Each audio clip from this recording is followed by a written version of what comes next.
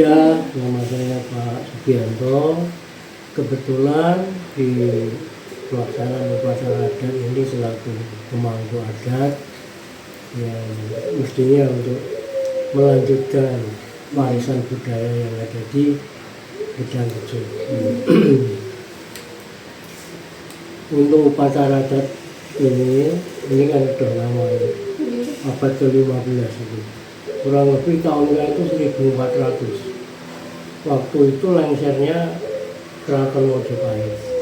Pada waktu itu dari Mojopahit ini kan kalah perang yang lengser, keraton itu bubar, semua punggung keraton lari semua, termasuk yang ada di Gedangrejo ini, namanya Eyang Wisang Sanjaya dan garwonya, tapi garwonya nggak diketahui namanya siapa itu. Yang kedua Eyang Tropoyo, yang ketiga Eyang Yudopati. Nah, ini empat beliau ini yang pada waktu itu mungkin belum ada, masih hutan gitu mungkin. Itu yang datang di Gedangrejo. Itu yang masih dulu tempatnya di salah pojok sana. Kebetulan 4 orang ini diterima oleh seorang tokoh masyarakat yang ada di Gedangan, Eyang Brodololo, Eyang Onggonololo, dan Lolo Dongso. Itu penduduk di Gedangrejo.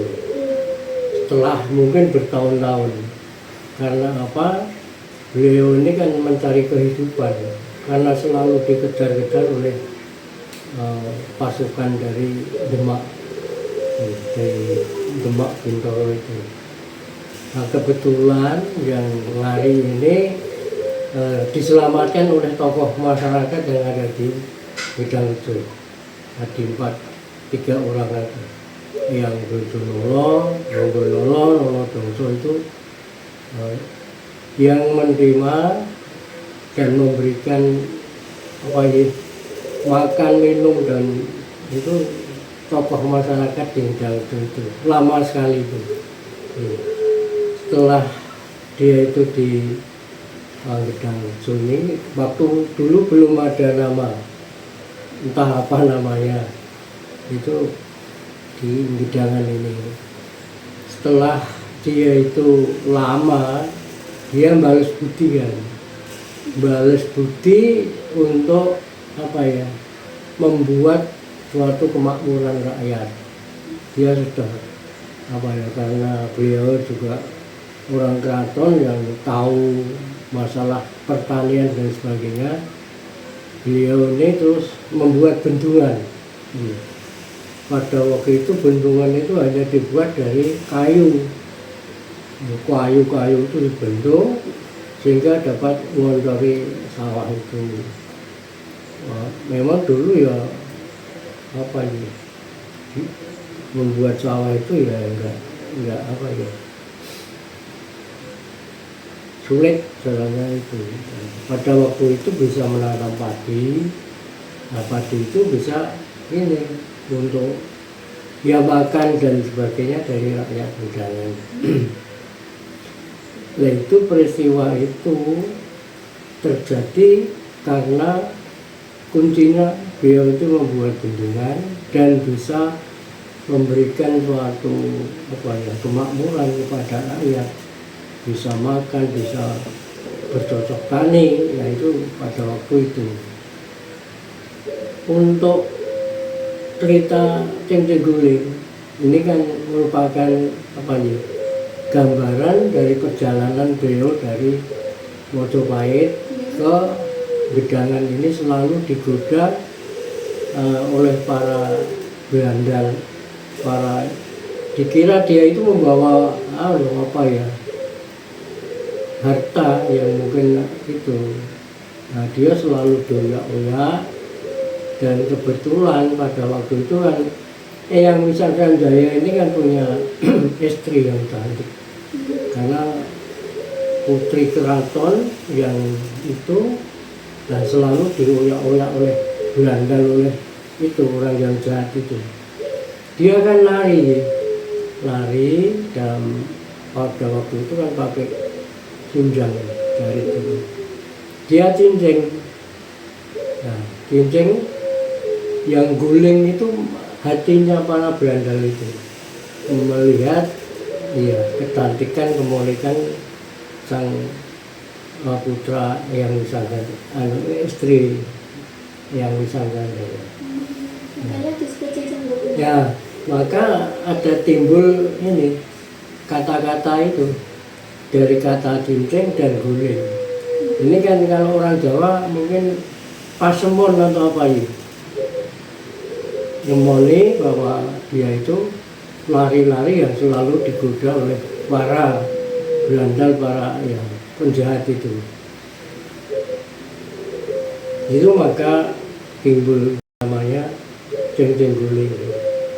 Sebenarnya cincin guling ini kan tarian karena merasa apa ya, kebanggaan beliau atas suksesnya membuat hubungan itu, dia membuat ini apa ya, upacara adat yang dirangkai pada waktu itu ada yang namanya Panjang-Ilang.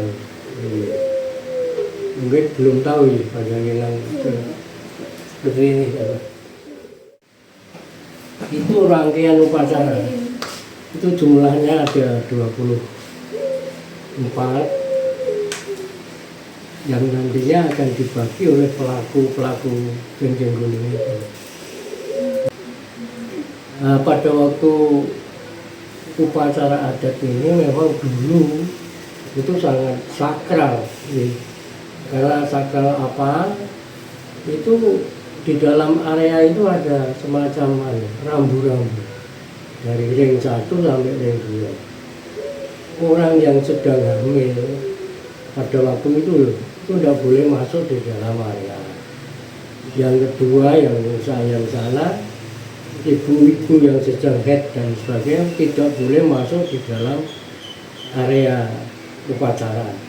Karena apa? Itu memang kesaktian eyang dulu, kesaktian eyang yang tidak boleh diganggu dan karena kesucian yang pada waktu itu. Ya, upacara ini ada untuk sebagai ungkapan rasa syukur. Ungkapan rasa syukur, ungkapan rasa syukur dan ungkapan kepada masyarakat yang kesatuan dan persatuannya saling tolong menolong dan sebagainya itu makna dari itu. Yang pertama adalah kepada Allah Subhanahu wa Ta'ala, yang kedua karena masyarakat ini selalu apa ya, rukun satu yang berarti upacaranya beda sama rasulan ya Pak? beda. Maka orang Gedangan ini yang diutamakan yang cincin gulingnya itu. Itu boleh digabung sama rasulannya enggak Pak? Ya setelah upacara adat terus dilanjutkan dengan rasulan. Sebab itu ada pantangan-pantangan yang tidak boleh dilanggar. Sedangkan makanan itu aja yang sekarang sampai sekarang tidak boleh pakai tempe. Nah itu apa?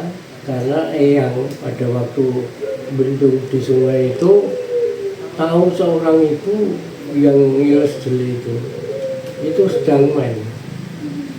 Lah sampai wanti-wanti eyang itu sok nek tunggawe sodako ojo nganggo tempe dulu. Boleh lainnya mungkin tempe apa tempe yang itu notabene nggak diles itu. Ya itu sampai sekarang. Yuk pantangan yang lain pada waktu upacara adat ini tidak boleh orang ini penduduk sini tidak boleh punya gawe barengi gitu loh. Yuk orang yang kerja itu disarankan ya istirahat. Semua apa ya pantangan-pantangan itu sampai sekarang ya dipatuhi. Pada warga ada woro-woro bahwa pelaksanaan cincin guling harinya ada 2. Kemis Kliwon dan Senin Wage. Itu ketentuan hari. Patokannya setelah panen. Nah, maka untuk Gedang Rejo ini tidak ada bulan yang bisa ditetapkan. Hanya setelah panen kita melaksanakan upacara adat. Tapi orang Gedangan ini tidak ada yang mengatakan itu maksud. Tidak ada. Karena tidak ada orang nyembah kayu watu, tidak ada. Di bawah ringin itu karena tempatnya pada waktu dulu itu memang tempat area untuk pertemuan. Karena dipakai Iya, pagari di itu. Jadi sampai sekarang gitu. Karena yang namanya Eyang Tropoyo yang nunggu itu tidak meninggal, dia hilang dengan raganya itu pada waktu jadi hilang, mokso istilahnya. Kalau yang Wisanggandaya itu ada kuburannya dekat mana sungai. Kalau yang Widopati dekat sini ada kuburan. Dekat ini. Ya, itu karena kesaktiannya pada waktu itu, tapi tidak ada senjata yang pada waktu itu hanya satu senjata atau pusaka itu, yang satunya malah lari di desa sana. Kalau orang Gedangan ini tidak tahu kemana, karena pusakanya kalau yang Wisanggandaya ini kan Cemeti, kalau yang Widopati itu ces, itu berupa tombak yang pada waktu dulu itu membuat selokan dalam satu malam. Nah kebetulan untuk tahun ini itu tanggalnya sudah dicatat, tanggal 21 Agustus. Setelah itu ada ramen-ramen rasulan. upacara adatnya boleh ditonton untuk umum nggak, Pak? Boleh, semua boleh. Ya, melihat itu boleh. Tapi untuk warga Gedang Rejo berarti wajib hadir gitu. Iya, tidak perlu didahului karena beliau ini kan bapak-bapak ibu-ibu itu sudah handal BI kan wilayah yang gitu. Ini karena merupakan suatu pahlawan petani yang perlu diperingati tiap tahun. Bayangkan kalau dulu itu orang-orang itu tidak bisa nanam padi, mau makan apa orang itu. Nah itu kelanjutannya karena yang Sumari ini yang Wisanggandaya. Kalau orang Jawa mengatakan pisang, Mbah Pisang atau Mbah Gedang, maka turun-temurun namanya ya, Gedang Rejo, Gedangan, dari ambil yang itu. So jane gawan jenenge Gedangan, jane Gedang Rejo itu.